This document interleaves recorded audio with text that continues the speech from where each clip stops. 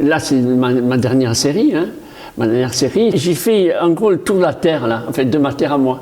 C'est-à-dire que j'ai commencé en 77 avec des vinyles transparents où il y a les plans avec une ironie sur le tableau, comment s'articule un tableau, etc. Et là, je me suis donc éloigné, fortement parfois, et je retrouve en fait la même fascination que j'avais à l'origine. C'est-à-dire, en gros, de l'incapacité d'embrasser d'un seul regard le tableau, c'est-à-dire de dire, ah ben voilà, ah ben d'accord, j'ai tout vu. Ben non, pas du tout. Parce qu'il y a la distance, il y a la lumière qui joue, il y a, etc. Donc il y a un rapport physique aussi à mon œuvre. Et d'ailleurs, mon atelier, il est grand, mais il y a une petite fenêtre. Parce qu'en fait, je travaille dans mon monde à moi, je n'ai pas besoin de simulation extérieure. Quand j'ai décidé de faire ce travail, moi je travaille de manière très méthodique. Donc déjà ce travail, je le pense depuis longtemps. Parce qu'il y a eu ma rétrospective, donc en gros, j'ai eu une coupure de pratiquement 2 ans. C'est-à-dire qu'à un moment donné, je travaille sur un travail donné, et j'ai réfléchi à un travail que je vais faire. Et puis, à un moment donné, j'ai dit, ah non, là maintenant c'est bon. Et je fonce. Mais je sais où je vais. Par contre, là où j'ai été surpris avec ce travail, c'est que donc je prépare tous mes châssis, je fais tout moi-même. Bon, je prépare donc, je coupe à 45 degrés, etc. Bon, très bien. Et après, je passe à ma machine, j'ai une machine à bois, hein, très bien. Et je fais mes chanfreins. Et après, j'ai dit, mais tu as fait des chanfreins? C'est venu, en gros, malgré moi. Et de fil en aiguille, je me suis laissé aller à faire des diptyques. Donc, alors que j'avais dit, j'en ferais plus. Mais en même temps, un glissement sur les diptyques, j'en ai fait pendant des années. Les chanfreins, j'en ai fait pendant des années. Donc, en gros, ça fait partie de mon ADN, grosso modo, quoi. Voilà, quoi. Et donc, j'ai transposé, en gros, ce tracé avec une ligne ondulante qui n'a pas de structure très précise, c'est-à-dire que parfois c'est très serré, parfois c'est large, parfois c'est étroit, mais ça traverse toujours mon territoire. Donc, on la retrouve tout le temps, ma ligne ondulante. Et je pense que je la perpétuerai probablement jusqu'à la fin de ma vie, je pense. Alors, je tiens à dire aussi que, alors on me dit, ouais, c'est fragile, votre travail et tout. C'est vrai. Mais, par contre, c'est un peu, bon, c'est ironique, mais en même temps, ces toiles sont lavables. C'est-à-dire qu'on peut les enlever, on peut les passer à la machine, et les remettre. Donc en gros, la restauration se fait finalement relativement facilement. Et ce sont des toiles blanches, vierges, et tout ce qu'on voit là sont uniquement le reflet de ce qu'il y a derrière, ce qui se passe derrière. Et derrière, normalement, toutes les œuvres sont masquées, c'est-à-dire qu'il y a une toile blanche derrière. C'est un peu comme un secret, en fait, même si c'est peut-être un peu un secret de polichinelle, mais en gros, on ne sait pas ce qu'il y a derrière, on ne sait pas. L'idéal, c'est une toile vierge. Voilà, c'était ça mon idée. Voilà.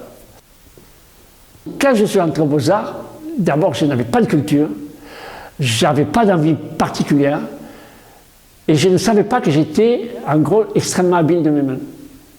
Et donc, à un moment donné, on m'a jeté à la figure, parce que moi je l'ai pris vraiment comme une agression, qu'une œuvre d'art, c'est de la virtuosité. Et j'ai dit, si c'est ça,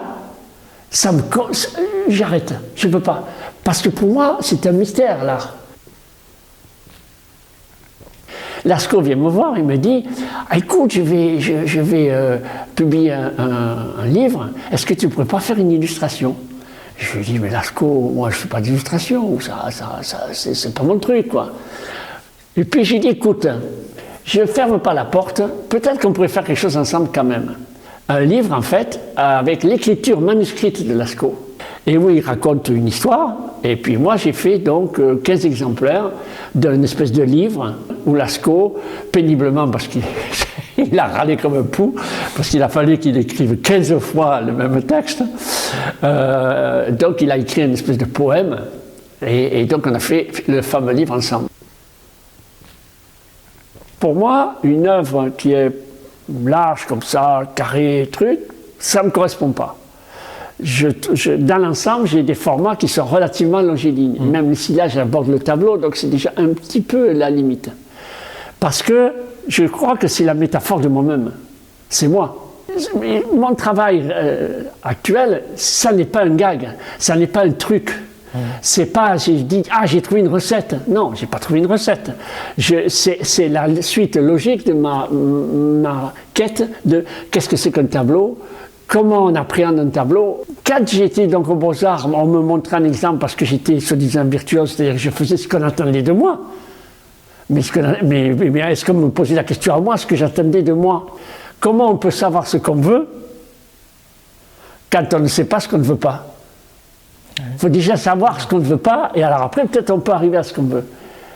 Mais je remercie mon professeur de m'avoir inculqué une façon de faire qui ne me convient pas et que je ne pratiquerai jamais plus. Et quand j'ai eu des élèves, parce que j'ai enseigné un petit peu pendant une dizaine d'années, assez tardivement d'ailleurs, je disais à mes élèves, écoutez, quand tu as une trajectoire, il faut la tenir. Quand tu dis je veux aller là, tu vas là. Si c'est une erreur, mais tu vas là. Parce qu'une œuvre d'art, c'est un partage. Donc, moi, je suis sur vos murs. Quand on dit à quelqu'un, ou plutôt quelqu'un dit « Ah, ça y est, je suis rentré dans mes murs », il parle de son intimité, il parle du lieu dans lequel il vit. Moi, quand j'arrive avec mon tableau, que je le mets sur son mur, je rentre dans son intimité. Et en gros, une œuvre d'art, c'est quand même un échange. Et quand les gens me disent « Ah, vous savez, j'ai accroché votre œuvre », et je dis, et ce n'est pas démagogique, non, votre œuvre. Et quand les gens disent votre œuvre me rend heureux, je dis c'est votre propriété, et ça fait partie de vous maintenant, mais plus de moi. Ce qui est intéressant pour moi, c'est ce que je ne sais pas. Et ce que je ne sais pas, à mon avis, l'horizon est lointain, et que j'ai essayé de rattraper, et qu'à un âge presque canonique, je continue à rêver d'aventures artistiques. Et ça me maintient en forme, ouais, je pense. Je ne voulais pas être artiste. Et je l'ai été grâce ou à cause de ma mère, entre autres. Et donc un jour, ma mère m'a inscrit à un concours de château de sable. J'avais à peu près 14-15 ans, ce qui était quand même un challenge. Hein. Et j'y suis allé. Et j'ai gagné le concours. Et donc ma mère en a dit, alors vous allez voir, c'est diabolique, ce petit est doué. Donc elle m'a inscrit aux Beaux-Arts de Sète, puisque j'habitais Sète à l'époque. Et en fait, quand mon père m'a dit, bien plus tard, tu ne rentreras pas aux Beaux-Arts tant que tu n'auras pas fait des études sérieuses, en fait je suis rentré aux Beaux-Arts évidemment, et au bout de 2 ans de Beaux-Arts, j'ai appris, ça avait l'air d'être un secret hallucinant, que mon père avait voulu être artiste.